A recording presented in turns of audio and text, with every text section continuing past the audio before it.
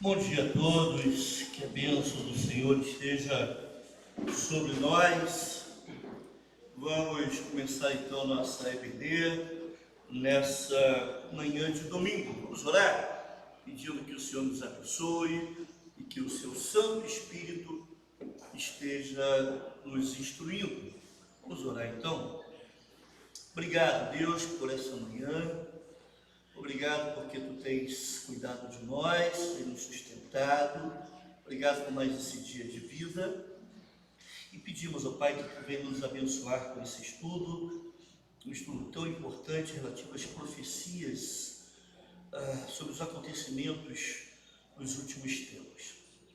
Ajuda-nos, ó Pai, nessa compreensão. Em nome de Jesus. Amém. Vede que vos tenho predito. Esse é o tema da nossa lição desta manhã. Essa sequência de lições, ela foi escrita por pastores da Primeira Igreja Batista em Alcântara. Inclusive o pastor titular, Vanderlei Marins, escreveu, se não me engano, a primeira. E hoje, o pastor André Luiz Cotrim de Alencar. Vede o que tenho pedido. Vamos abrir as nossas Bíblias em Marcos, capítulo 13, versículo 23. Marcos 13, 23.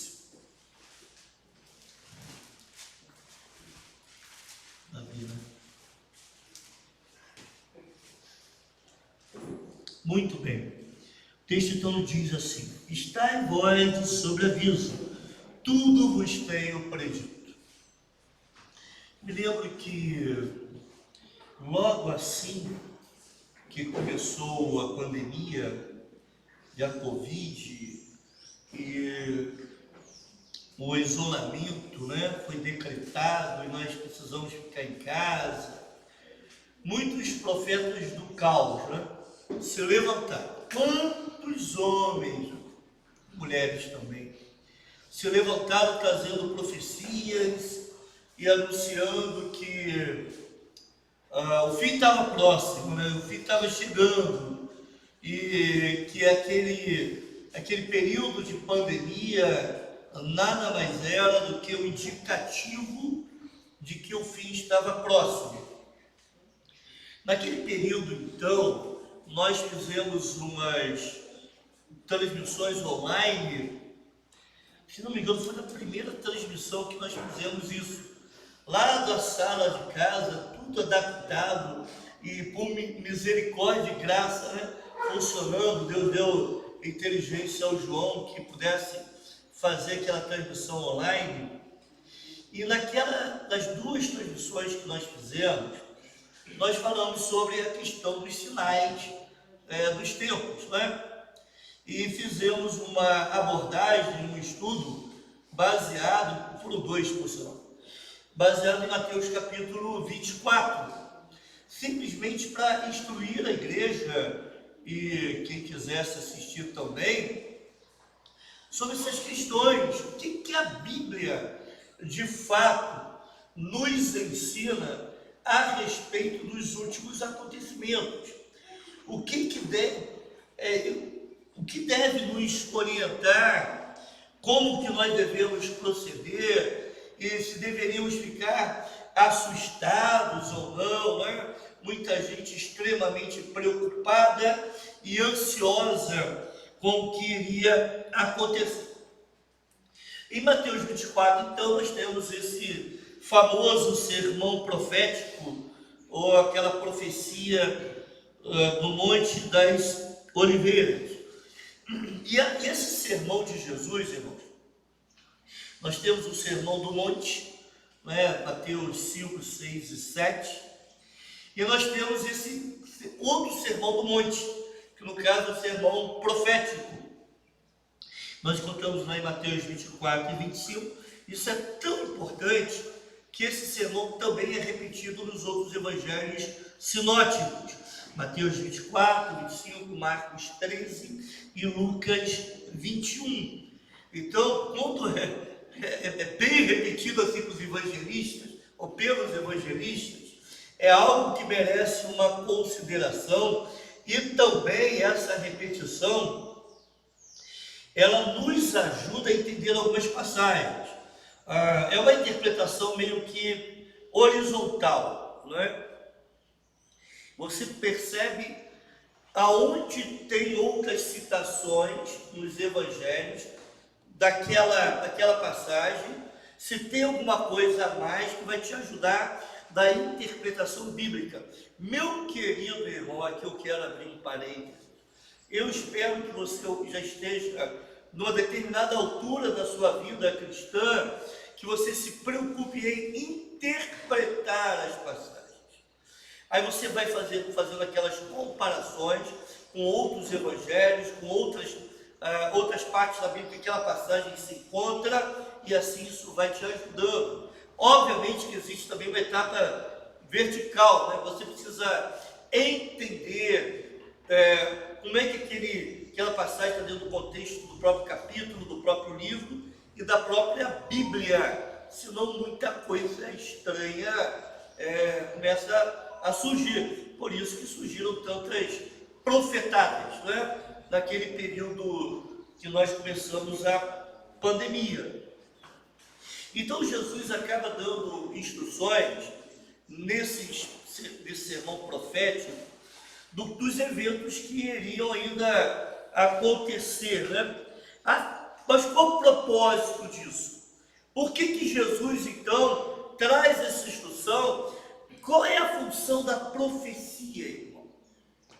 Aliás, eu posso pensar em duas, mas de repente você vai me ajudar. Qual a função da profecia? Para que existe a profecia? Pode falar, me ajude aí. Para anunciar o quê?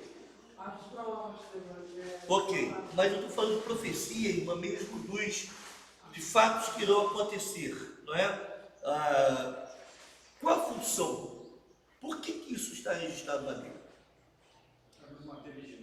Manter vigilante, para estarmos preparados. Calma. Sim. É um alerta, exatamente, estar preparados. Mas existe uma questão muito interessante, que a profecia também serve de consolo. Consolo. Por quê? Peraí, se Deus está dizendo que vai acontecer, e vai acontecer, é porque Ele está no controle. Ele sabe.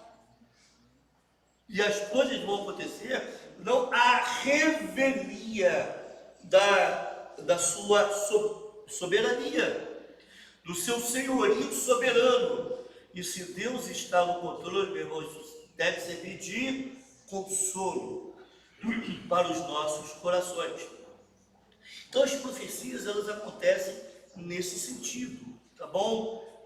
As profecias bíblicas relacionadas aos acontecimentos dos últimos tempos. Então ela vai nos orientar sobre o comportamento que devemos ter diante dessas circunstâncias que virão e serão circunstâncias divinas. Mais do que falar sobre quando, e aqui muita gente se arriscou a falar sobre isso. Gente, eu vou pedir só um minutinho, uma licencinha aqui, vou interromper. Meu amigo, você que é mais próximo, mais jovem que nós todos, por favor.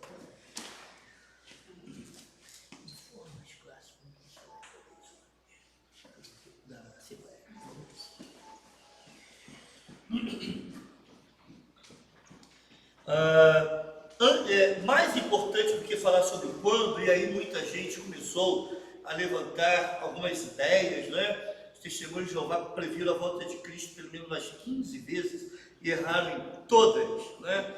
Os adventistas umas 3 ou 4 vezes e erraram também, pelo menos que a gente saiba. Eles fizeram uma adequação teológica ali para explicar o erro dessa previsão, né? Mas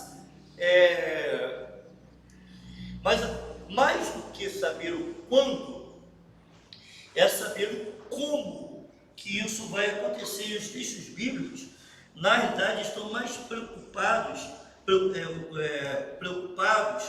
em nos falar sobre o como, não sobre o quando, né? E a culminância dessas profecias bíblicas será justamente a pregação do Evangelho em todo lugar. Olha comigo em Mateus 24, versículos 9 a 14. Mateus 24, 9 a 14. O texto vai dizer assim: então sereis atribulados e vos matarão. Sereis odiados de todas as nações por causa do meu nome. Nesse tempo, muitos hão de se escandalizar, trair e odiar uns aos outros.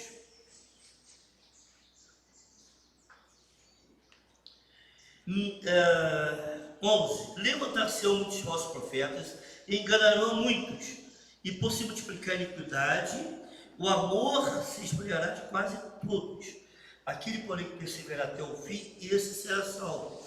E será pregado este evangelho do reino por todo o mundo, para testemunho a todas as nações, então virá o fim. Então, uma das evidências, irmãos, em relação à volta de Cristo, é essa pregação do Evangelho.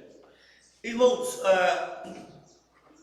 esse sermão profético, esse discurso de Jesus sobre os últimos acontecimentos, começou com uma declaração dos discípulos. Olha comigo o versículos 1 e 2. Tendo Jesus saído, Mateus 24, 2. Tendo Jesus saído do templo, ia se retirando, quando se aproximaram dele os seus discípulos, para lhes mostrar o que? As construções do templo. Ele, porém, lhes disse: não vedes tudo isto? É verdade vos digo que não ficará aqui pedra sobre pedra que não seja derribada. O que estava acontecendo aqui? Os discípulos se maravilharam com aquele templo fabuloso que Herodes estava reformando, não é? Um templo magnífico, de ouro, pedras gigantescas, uma obra magnífica, esplendorosa. E os discípulos, então, olhando para aquilo, falaram: olha essas pedras, Jesus. Olha só que templo. Que pedras são essas, Jesus? Que coisa maravilhosa. Aí Jesus disse assim: olha, não vai ficar nada. Não vai sobrar nada desse templo aí.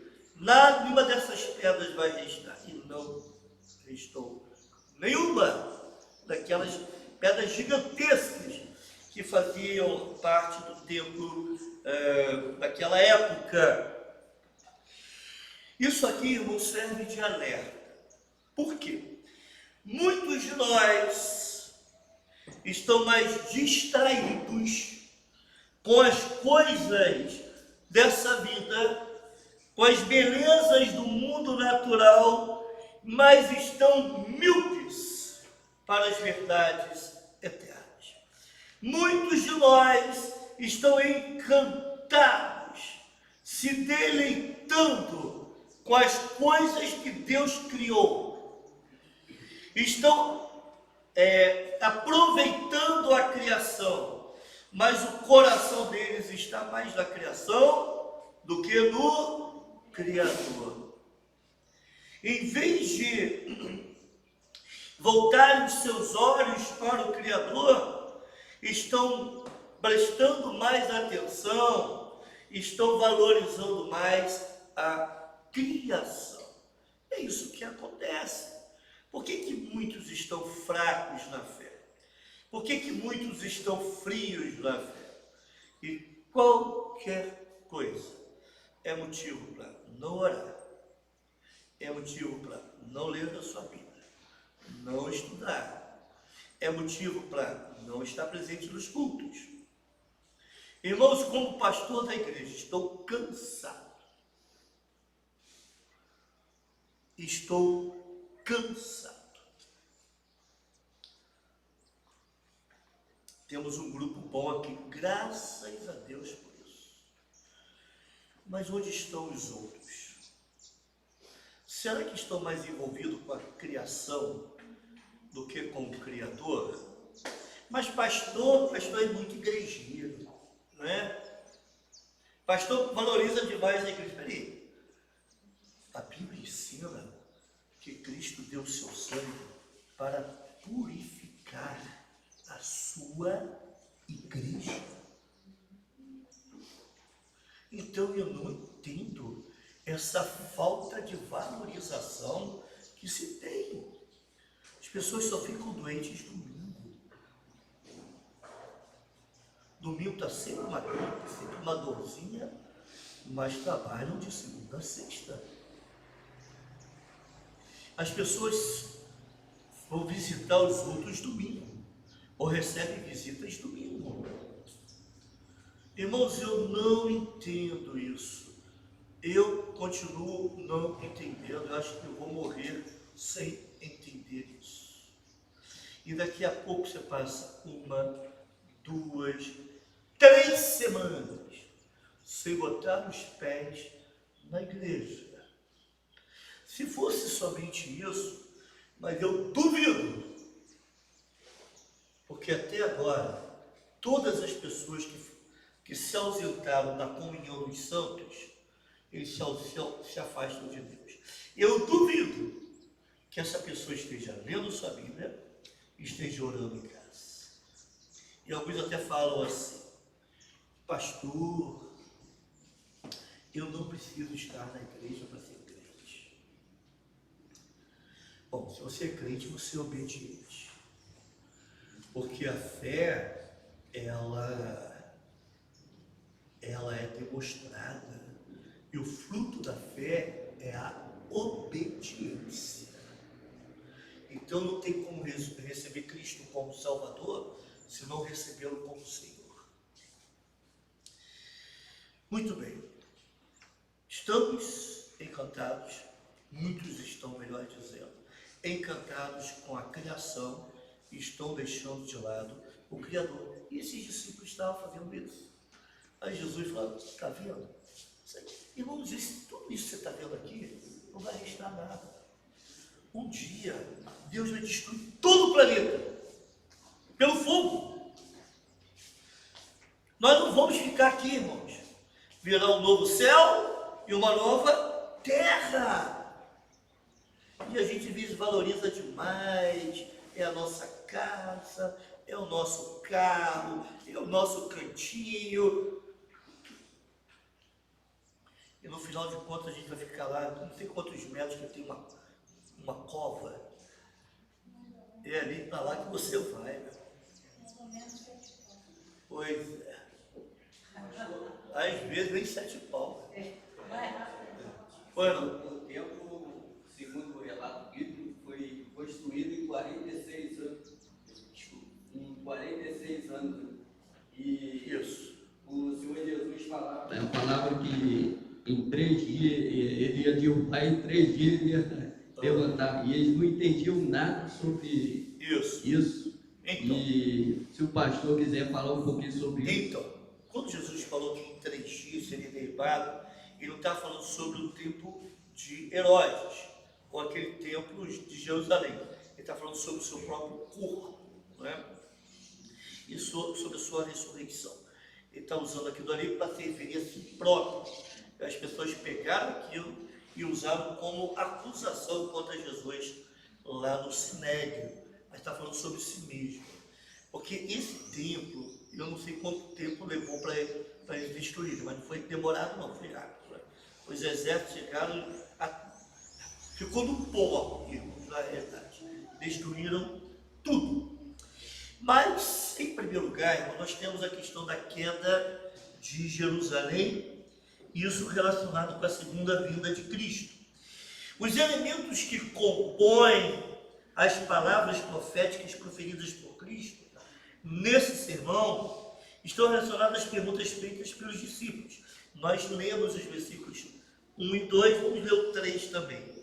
No Monte das Oliveiras, achava-se Jesus assentado, quando se aproximaram dele os discípulos, em particular, lhe pediram: dize-nos, quando sucederão estas coisas, e que sinal haverá da tua vinda e da consumação do século? Então eles estavam entendendo que aquela profecia sobre a destruição do templo tinha a ver, obviamente, com o fim dos tempos, com a vinda de Cristo, né? E o encerramento da história. O evangelista, então, irmãos, Mateus aqui, ele reuniu vários dizeres de Jesus que predizem aqui a Jerusalém e a vinda final do Filho do Homem em juízo. Aqui, irmãos, nós temos uma profecia que muitas vezes, ou um tipo de profecia, que muitas vezes acontece na Bíblia. Censos plenos. Tá? Pedir a Rosa me lembra se eu esqueci. Censos plenos é o nome desse tipo de profecia. O que acontece? São profecias que se referem a algo que aconteceu no futuro próximo, mas também algo que vai acontecer no futuro distante. Em primeira mão, a gente tem que entender que algumas dessas palavras de Jesus se referia a uma profecia que iria acontecer no futuro próximo, no caso da destruição de Jerusalém. Mas outras palavras se referiam a uma profecia que iria acontecer no futuro mais distante, no fim dos tempos. O que caracteriza na realidade os censos plenos aqui são profecias que aconteceram mais no momento. Por exemplo, o abominável da desolação. Daniel previu isso. A gente vai ver um pouco mais para frente, mas eu vou adiantar. Daniel previu esse abominável da desolação, que ele iria no templo, entrar no templo e iria trazer abominações àquele templo. E mais para frente, lá no segundo século antes de Cristo, um camarada chamado Antíoco Epifânio, um Seleucida, ele invadiu o templo de Jerusalém, botou uma estátua de Zeus no templo e sacrificou porcos. Gente, imagina a situação. Mais para frente, no Novo Testamento, essa figura do abominável da desolação vai retornar, mas agora se referindo ao anticristo. Então foi algo que aconteceu na época da destruição de Jerusalém, mas algo que vai acontecer também mais no fim dos tempos, ok? Isso é chamado de censos plenos. Quando a gente lê esse capítulo 24, e retornando aqui à minha fala anterior, a gente precisa identificar o que Jesus estava se referindo em relação ao que iria acontecer com Jerusalém, mas também o que Jesus está falando sobre a questão dos últimos tempos, o que aconteceu no futuro mais distante. Isso é importante. Então, para os discípulos, a queda da cidade santa e a vinda de Jesus, que marcaria o fim de uma era algo próximo, era algo iminente. Por isso que Jesus, então, demonstra preocupação em ensinar aos discípulos sobre esses julgamentos, né? Não necessariamente em ordem cronológica. Jesus está dizendo, olha, vai acontecer um julgamento para Jerusalém. Vai acontecer. E ela vai ser destruída pela segunda vez, porque ela foi antes daquela invasão da Babilônia. Os irmãos conhecem a história. Ela foi destruída e agora ela vai ser destruída pela invasão dos soldados romanos. Ela vai ser destruída pela segunda vez. São dois julgamentos, né, que está acontecendo.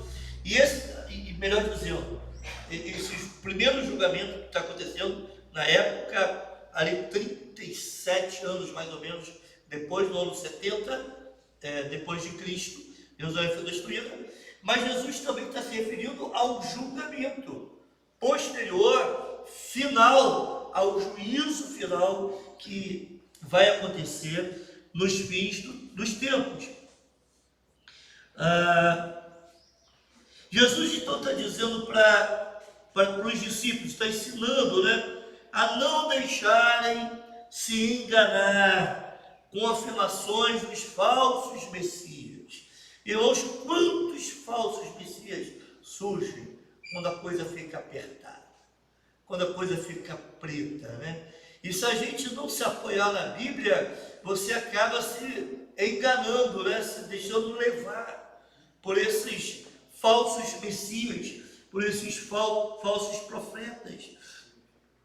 Ele também disse para não se considerarem, ou para não considerarem que os eventos que poderiam parecer de natureza desastrosa fossem sinais incontestáveis do fim próximo. Está acontecendo a pandemia, o fim está chegando.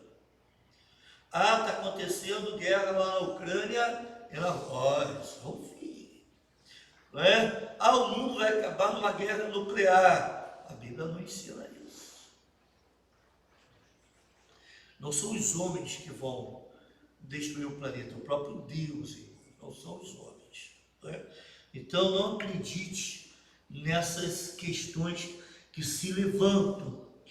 E em Mateus, no capítulo 24, versículos 4 a 8, Jesus apresenta esse quadro, mas ele está dizendo que esses são os princípios das dores. Olha comigo lá. E ele respondeu: vede que ninguém vos engane, porque virão muitos em meu nome dizendo, eu sou Cristo, e enganarão muitos. E certamente ouvireis falar de guerras e rumor de guerras. Vede, não vos assusteis, porque é necessário assim acontecer, mas ainda não é o fim. Porque porquanto se levantará nação contra nação, reino contra reino, haverá fomes e terremotos em vários lugares, porém tudo isto é o princípio das dores. Então, meu querido irmão, antes de chegar ao fim, a coisa vai piorar. Aí serve o alerta, aí serve a orientação, aí serve o aviso para estarmos vigilantes e preparados, irmãos. Irmãos, como igreja, nós precisamos estar preparados. Nós não sabemos o que vai vir daqui para frente. Não sabemos. Mas uma coisa é certa, nós precisamos estar preparados. Mas pastor, está preparado em que sentido? Preparado espiritualmente? Sim. Mas precisamos estar preparados também com valores tão importantes, que são eles que no final das contas vão nos sustentar.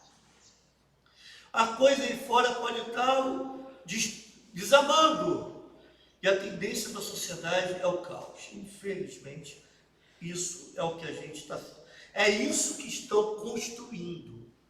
Estamos tendo uma tendência a perda de valores importantes na sociedade. Mas aqui na igreja não. De repente nós vamos ter que nos apoiar, irmãos, até com sustento. Não sei como. Deus vai dizer na época, mas nos ajudar mesmo. Quem sabe alguns padecerão necessidades, até mesmo devido a perseguições. Então, esse irmão vai precisar contar com quem, irmãos? Perseverança em vigilância e oração. Sim, mas esse irmão que está passando necessidade vai contar com quem, irmãos? Com a gente, com a igreja. Nós é que vamos ter que nos mover para ajudar, para socorrer esse irmão. Dividir lá o prato de comida, metade para ele e metade para você. É isso. Irmão, não estou falando profecia aqui não, né? Mas isso não é muito difícil de acontecer, não. Estou falando perseguição por causa do Evangelho, porque você é fiel ao Evangelho. E nós cada vez mais vamos ser testados na nossa fé. Jesus também previu, obviamente, perseguição da igreja. Nós falamos agora sobre isso. Jesus previu o abandono da fé, a apostasia. Quantas pessoas estão apostatando da fé? Pior, quantos estão nas igrejas, sentados nas igrejas, mas o seu coração não está, não tem fé em Cristo, não está preocupado em servir ao Senhor, não tem uma vida dedicada a Deus. Então, se você está na igreja, é um mero ritualismo, mas não tem realmente uma fé firme, sólida, sadia em Deus. Posso falar? Pode falar. Eu estava fazendo um estudo na palavra de Deus, graças a Deus, nessas férias, né? Sim. Aí eu tirei aqui a ira de Deus, é o seu amor em ação contra o pecador. Romanos 5:9. Aí do que? Lê de novo, por favor. A ira de Deus é o seu amor em ação contra o pecador. Aí tirei isso em Romanos 5:9. Romanos 5:9 é um texto interessante. A ira de Deus é seu amor em ação contra o pecador. Logo, muito mais agora, sendo justificados pelo seu sangue, seremos por ele salvos da ira. Eu vejo a ira de Deus não como manifestação do amor, mas manifestação da justiça contra o pecador, não é? Isso é o que é um grande problema hoje em dia. Outra coisa, irmãos, duas coisas que eu quero falar aqui. Deus é justo. Se você acha que vai continuar pecando e não vai sofrer consequências, você está errado. Deus é justo. A segunda coisa, não confunda ira de Deus com ira humana. Às vezes a gente quer entender a ira de Deus tendo como parâmetro a ira humana. A ira de Deus é manifestação da sua justiça. Entendem isso? É diferente da ira humana. Não é? Então você passa por uma situação que te irrita, você fica irado. Não. Deus não passa por isso. Deus não tem sombra de variação. Não é? Então a ira de Deus é manifestação da sua justiça. Muito bem. Então Jesus previu perseguição da igreja. Jesus previu abandono da fé. Jesus previu nesse Mateus 24 surgimento de falsos profetas. Irmãos, se cada um que previu que Bolsonaro ia ganhar a eleição no primeiro turno e também no segundo turno, se fosse aplicada aquela lei que a profecia não cumprida, a pessoa devia ser morta, a gente tem muita gente sendo morta aí, não é? Então, cuidado dessas profetadas. Mas vai piorar. No fim dos tempos, vai piorar. Vão surgir mais falsos profetas. Haverá decadência espiritual do povo de Deus, com traições, irmãos. E ódio dentro do próprio corpo cristão. Ou seja, vão se escandalizar. Se você for muito crente, vão se escandalizar com você. Você é muito crente. Você não precisa ser tão crente assim, não. E se escandaliza com o camarada é crente. Quando Jesus voltar, achará fé. Exatamente. É uma boa pergunta. Eu espero que vocês respondam sim, pelo menos em mim. Pelo menos em mim. Mas, irmãos, essa é uma questão muito interessante.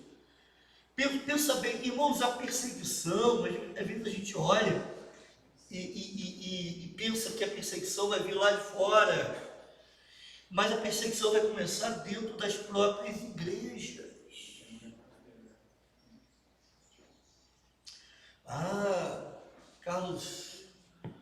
Carlos Eduardo, está lá na... Carlos, precisa ser tanto assim não, cara. Pedir licença ao meu filho para citar as experiências dele no ensino médio. tinha as festas nas escolas, de carnaval, junina. E meu filho, não vou participar. Halloween.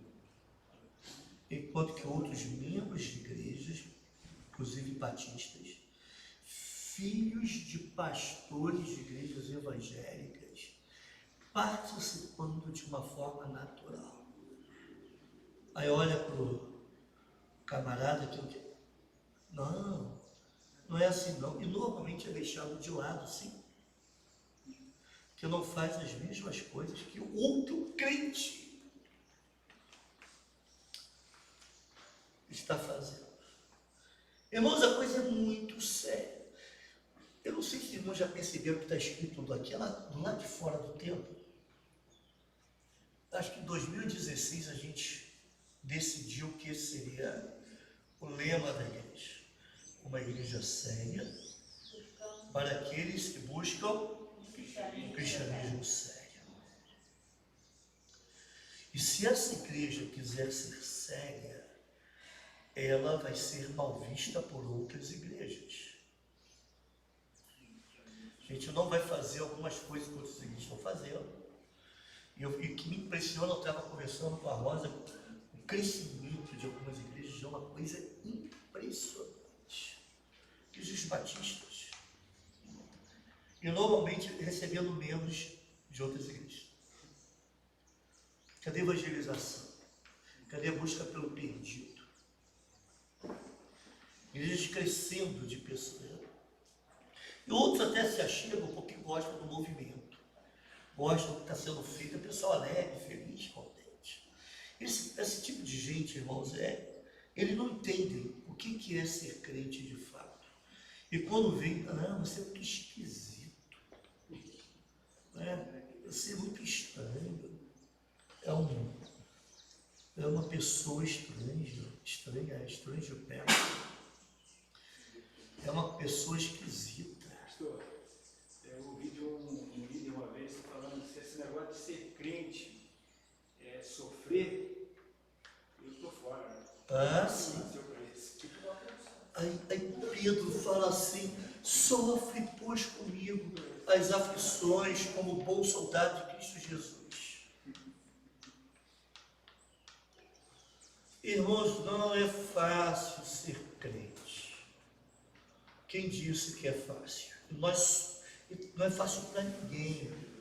A única coisa que nos ampara, socorre, apoia e ajuda é o Espírito Santo. Porque se não fosse o Espírito Santo, meu irmão, você sairia daqui para pecar. Pastor, Jesus falou sobre isso, né? Ele não iludiu ninguém, dizendo que tudo seria bom, seria tudo festa. Ele falou que no mundo vocês terão aflições.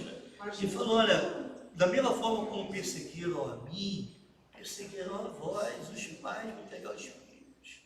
Eu não vim trazer paz, não vim trazer espada. Não é para você sair guerreando, não. Não é ser chato. Porque tem crente chato pra caramba, né, gente? Tem muita gente chata. Não é ser azedo, mal-humorado. Não é isso. Por favor, não confunda uma coisa com a outra. Não é? Mas é você não ter as mesmas práticas pecaminosas que outros têm. Porque na minha cabeça, por exemplo, crente festejar Halloween, festejar Carnaval, festejar porque a festa junina, eu acho que tem um erro, um pecado aí sendo cometido. Eu entendo assim. Se alguém puder me ajudar na minha ignorância, por favor, eu aceito de bom grado. E eu gostaria até de mudar de ideia, né? Se você puder me ajudar, mas tem algo errado aí, né? Agora, a lógica é muito interessante. Espera aí. Se eu só um minutinho, irmã. Se eu posso participar na escola, por que eu não vou para a avenida? Qual é a diferença? Olha, irmã, pode falar. Me vem na mente esse pensamento aí de agradar as festas, da coisa mais. Isso aí são idolatria. Se você crê em Jesus, confessa Jesus, você não vai poder. Você não vai participar dessas. Eu lembro um pastor que disse, não estou me lembrando bem quem foi, ele, acho que foi Spurgeon mesmo, todo pecado é idolatria. Porque ou você adora a Deus ou adora você mesmo, seus desejos, outras pessoas, de uma certa forma idolatria. Pois não, minha irmã? Talvez seja um assunto para outra hora, né? Mas, por exemplo, a gente como professor em uma escola, Sim. Né? Tem lá a festa junina. Sim. E às vezes você, como professor daquela escola, você é obrigado a estar lá. A estar lá e a ensaiar as crianças. Ou senão você manda os seus filhos para a escola, é uma atividade obrigatória. Sim. E a gente fica sem saber como se comportar. Existem realidade e realidade. Né? Eu, por exemplo, trabalhei em escola e eu chegava e falava assim, olha, eu venho antes, ajudo tudo, mas no momento eu não venho. Trabalho depois, trabalho antes, mas tem escola que não aceita isso. Então, em alguns momentos, eu tive que ir, eu me colocava o mais escondido possível, fazia o que tinha que fazer e ir embora. Né? Estou ali, não porque quero ir embora, mas também deixava claro. Não estou aqui porque quero. Estou aqui porque estou sendo obrigado a estar. Né? É uma situação. Em outros momentos eu paguei o preço, eu não vou. E a pessoa ainda falava assim, mas tem o fulano de tal que também é evangélico, ele participa de alguns homens, sou eu. Eu não vou, mas paguei o preço. Como isso é desagradável. Isso é muito difícil. Eu sou muito criticada porque eu tenho feito. Sim, exatamente. Tem pessoas que são de outras igrejas, mas fulano se arrumou, botou o vestido, botou o chapéu, botou isso. Exatamente. E a palavra de Deus nos ensina que o que não é por fé é pecado. Sim. O que eu estou querendo dizer, irmãos, é o seguinte. Na verdade, vai ter que se negociar dentro das possibilidades que se tem. Né? Mostra-se o descontentamento se estar e vai se negociando. É o jeito, porque, lógico, irmãos, que Deus abençoa assim. Mas teve uma coisa, se a pessoa for muçulmana, ou for judeu,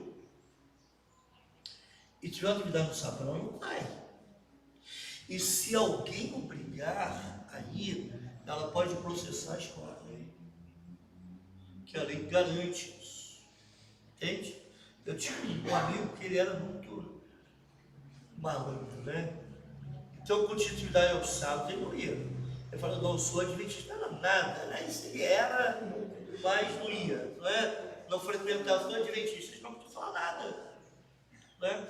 Mas como nós não temos assim um dia santo, né, todos os dias para nós é igual, nós reservamos o domingo para estar na casa do Senhor, para ter mais tempo com Deus, para gozarmos da comunhão dos santos, não é? Esse é o grande diferencial do domingo para a gente, mas que ele é mais santo do que outros dias, não é? Deixa eu só seguir aqui um pouco mais, irmãos, realmente o tema é instigante. E Jesus também falou aquela profecia que eu disse ainda há pouco, né, que o evangelho do reino seria pregado no mundo inteiro. Então viria o fim, né? Somente depois disso.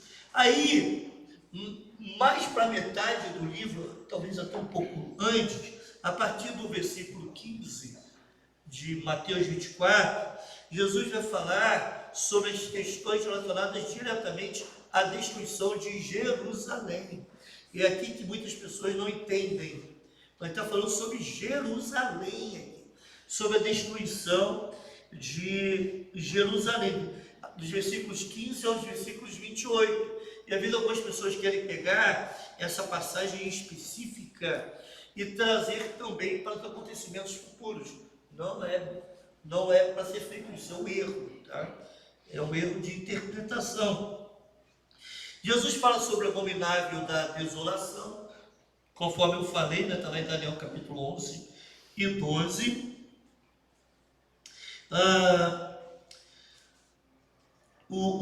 Essa profecia possui duplo cumprimento.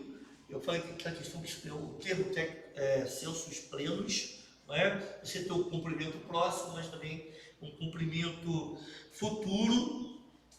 Lucas interpretou que a consumação dessa fala profética dar-se-ia quando o cerco e posterior invasão da cidade de Jerusalém, ou seja, quando as pessoas vissem os soldados em volta de Jerusalém para invadir, deviam fugir. Interessante que a gente vai ver aqui um pouco mais para frente, mas me permita já adiantar.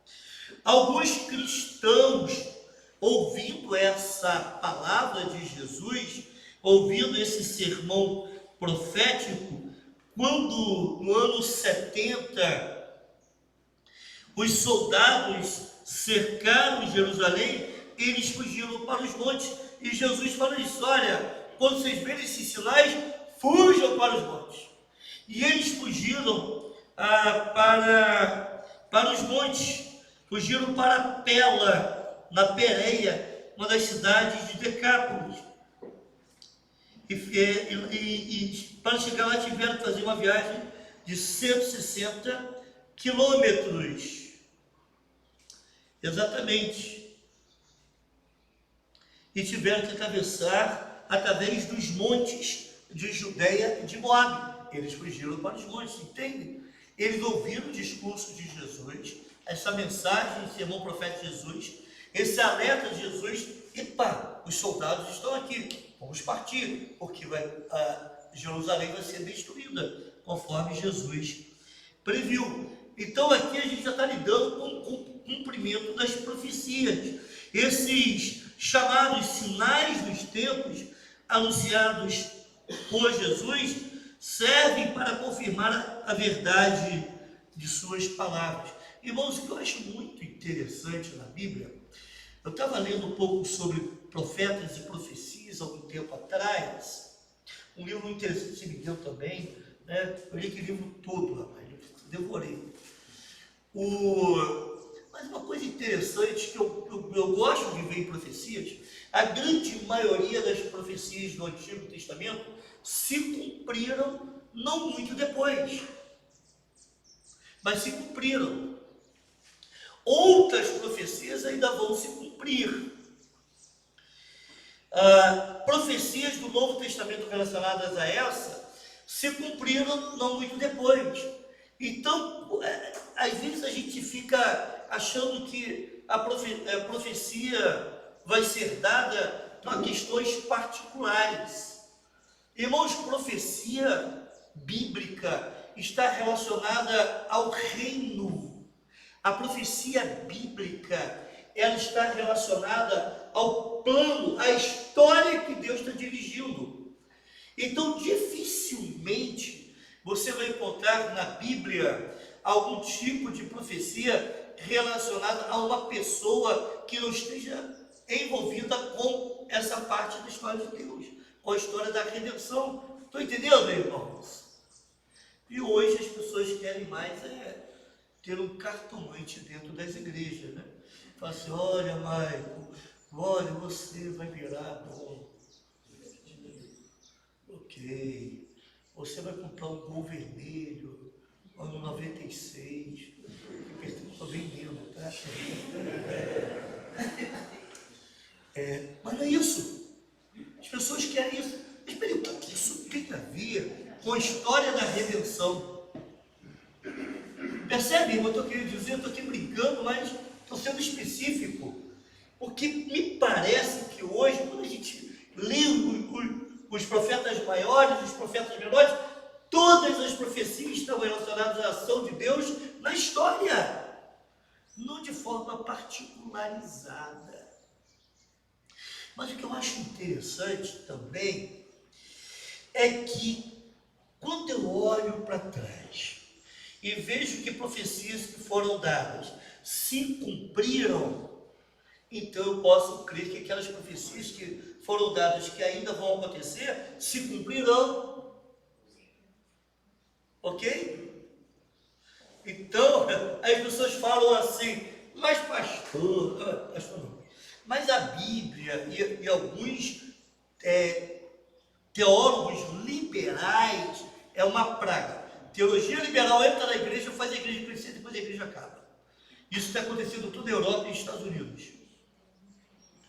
Alguns teólogos liberais vão dizer, não, essas profecias, ou esse livro que traz essa profecia, foi escrito posteriormente, depois do fato ter acontecido. É um picareta, camarada desse.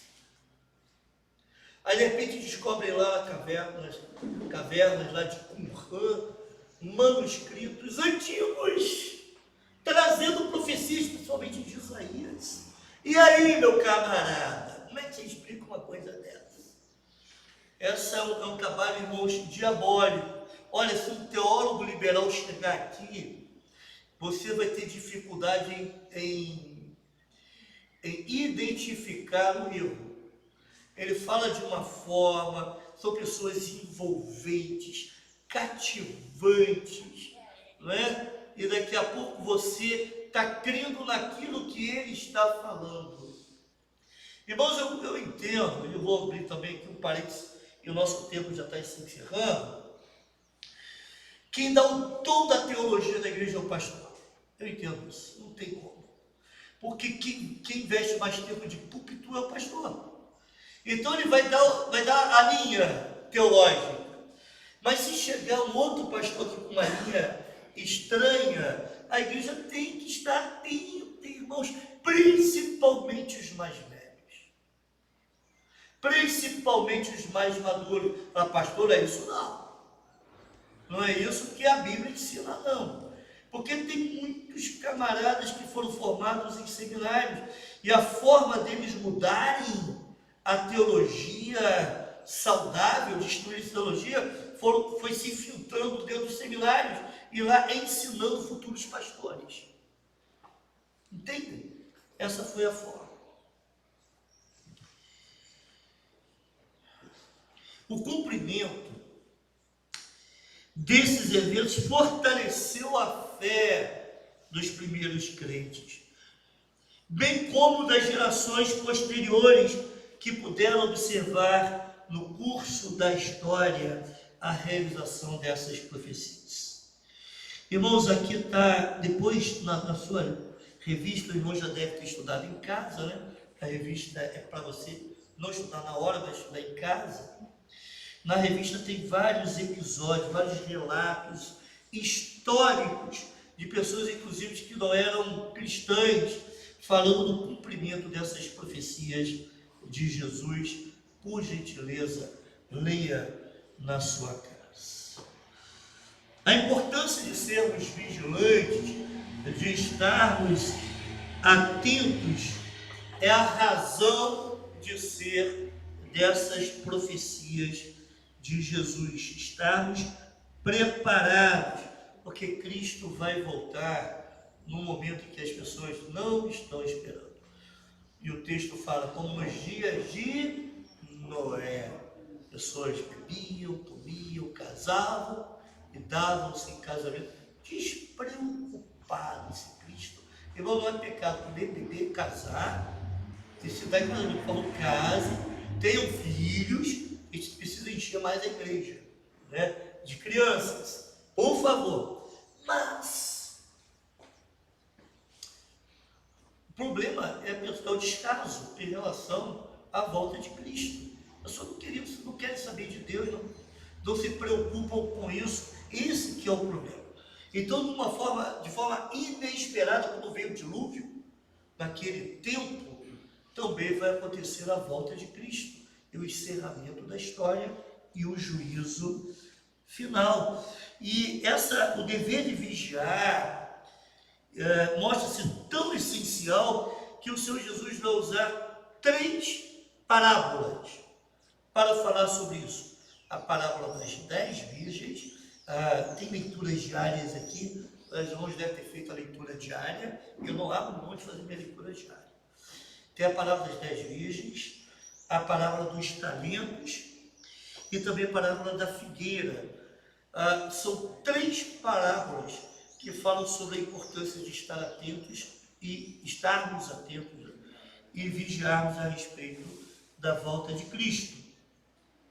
Então, cada geração deve considerar a possibilidade de estar vivendo nos últimos tempos. E que todos esses acontecimentos podem ser completados dentro de um breve período. Irmãos, nós devemos viver o nosso dia a dia, esperando que Cristo vai voltar logo. Vai voltar brevemente e que a sua vinda, a sua volta, né, está próxima. Isso isso deve ser o nosso procedimento, né, para não nos deixarmos ser enganados. Para pensar e agir. Os discípulos ficaram admirados diante da beleza do templo. Assim como eles, nós também nos maravilhamos mais com os encantos desta terra em detrimento das maravilhas dos céus. Que pergunta interessante. Quantos estão vivendo nessa terra como se fosse ficar aqui para sempre e esquecem das maravilhas do céu?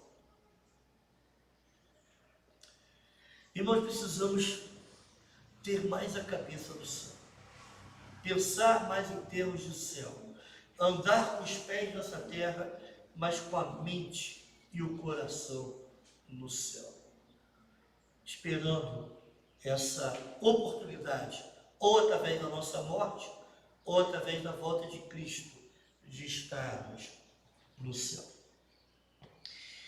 Em segundo lugar, Jesus alertou seus discípulos quanto ao cuidado que deveriam tomar, a fim de não serem enganados pelos falsos profetas, bem como não se deixarem alarmar pelos acontecimentos deste mundo. Então, pastor, está acontecendo tanta coisa estranha, está mesmo, gente? Coisas loucas estão acontecendo. Mas não fique ansioso, não fique preocupado, não dê cabo da vida, como alguns, infelizmente, acabam fazendo, não é? Confie, Deus está no controle. Não se deixe enganar, irmãos, por profecias, por profetadas, por pessoas que aparecem na mídia, no YouTube, né, ou qualquer outro lugar, dizendo, olha, vai acontecer isso, vai acontecer aquilo, né? Aí, olha, está acontecendo lá em Israel, estão fazendo isso, estão construindo um templo lá, já está tudo. Para com isso. Eu estou lendo um pouco sobre Apocalipse, porque quando a gente acabar Gênesis, nós vamos ir para o último livro, Apocalipse, fazer a exposição de Apocalipse. Irmãos, são coisas tão estranhas que as pessoas levantam lá, tantas ideias, tanta coisa, e às vezes a gente precisa entender qual era a mensagem daquele leitor daquela época. E como que aquilo se aplica para nós hoje, é simples assim, sem se perder naquelas figuras simbólicas, né? E a pessoa fica imaginando coisas absurdas. Né? E baseado em Apocalipse, muitas ideias estão surgindo, e têm surgido a cada dia estranhas, que na verdade não é o que a Bíblia nos ensina. Mas isso a gente vai chegar lá. Aguarde. Em terceiro e último lugar, irmãos, Jesus enfatizou a importância de nos mantermos alertas acerca da sua vinda. Precisamos cultivar o senso de expectativa de que o nosso Senhor voltará em breve. Fala na sua Bíblia, por favor, vai Apocalipse.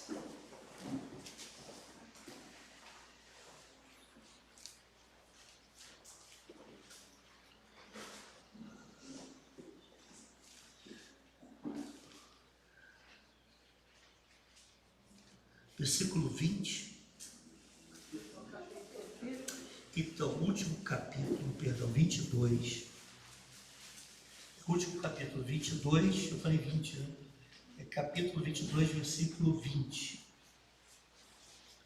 Diz assim: aquele que dá testemunho destas coisas diz, certamente venho sem demora. Quem está falando isso, irmãos?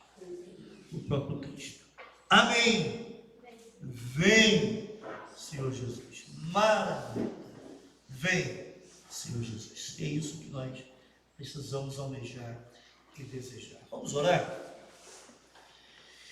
Deus, muito obrigado por esse tempo que passamos refletindo sobre profecias acerca da tua volta, Pai. Obrigado pelas profecias registradas na Bíblia. Elas nos ajudam a entender mais a respeito da tua ação na história, mas também nos ajudam a estarmos consolados, confortados a respeito do que vai vir daqui para frente. Estejamos seguros em Ti. Estejamos seguros de que Tu não estás longe, que Tu não perdestes o controle da história. Embora as coisas, para a nossa visão, pareçam um caos, mas Tu tens conduzido a história a bom termo, para onde a história deve chegar. Obrigado por isso, Senhor, e permita, Pai, e nos ajude a estarmos alertas, vigilantes, para que quando os sinais da Tua vinda aconteçam, nós saibamos e percebamos e estejamos felizes, porque Tu estarás voltando logo. Ajuda-nos, ó Pai, vivemos nessa expectativa. Em nome de Jesus. Amém.